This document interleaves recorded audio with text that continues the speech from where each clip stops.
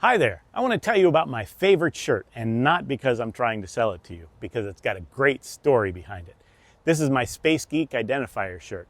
If anybody ever sees me wearing this shirt and goes, "I like that shirt," I know that they're a space history geek, because space history geeks are the only one that would have any idea what keep calm and SCE to aux means.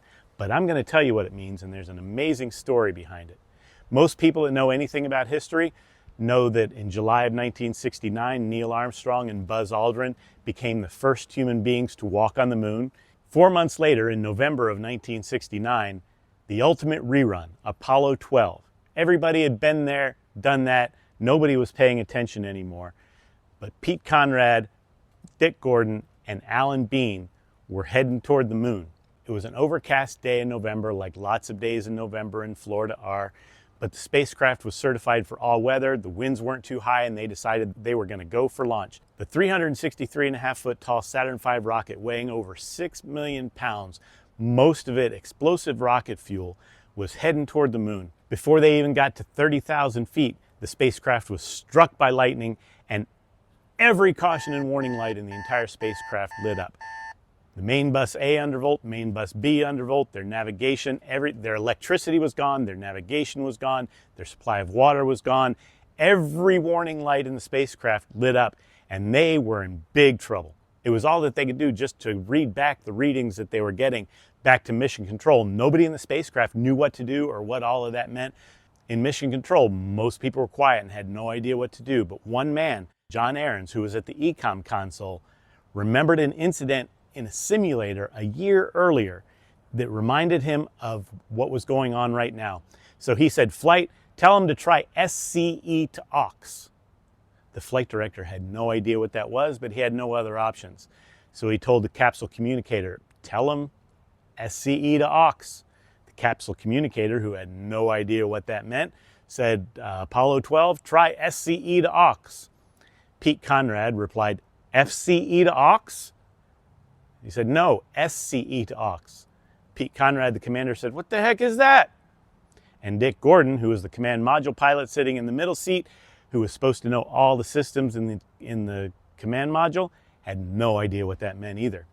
Al Bean, sitting on the right-hand side, he was the lunar module pilot. He didn't really have a job for another 200,000 miles, but he knew what that switch was, and he flipped it, and all of the indicators went boop, and came back online, and were reading normal again. Now, the amazing thing in this story is that through this whole time, Pete Conrad, the commander, was supposed to be sitting there with his hand on the abort handle. And if 10% of those warning lights came up, mission rules said that he was supposed to pull that handle, rocket them off of the top of that rocket, and blow a $300 million mission. But he didn't do it. And they asked him later, "Why didn't you pull the abort handle?" And he said, "Because we were going in the right direction.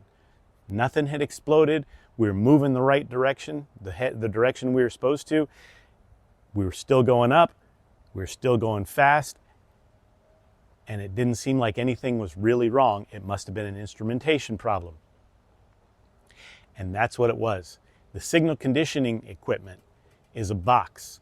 All of the sensors in the Saturn V rocket have different voltages, but the readout panel needed the same voltage, so it had to go through the signal conditioning equipment rectifier in order to have the same voltage for the readout panel. And that had been affected by the lightning, and it went offline, and everything lit up. It was a very simple fix. All they had to do was reset that switch, but they had to know to do it.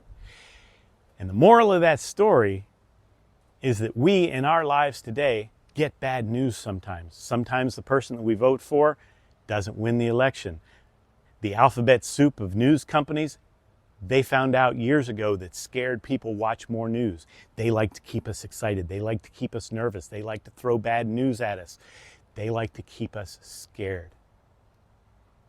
But I want to tell you something. No matter how much bad news you've got coming at you, take a look outside. Notice that we're still moving in the same direction. The sun is still rising in the east. It's still setting in the west. You woke up this morning, you're breathing, you're still alive. So regardless of what you hear, regardless of what's going on, sometimes take a look around and realize maybe things aren't as bad as you think they are. Maybe you just need to sit back, flip SCE to aux, do a little reset, and realize that things are not as bad as you thought they were. Just keep calm and SCE to aux.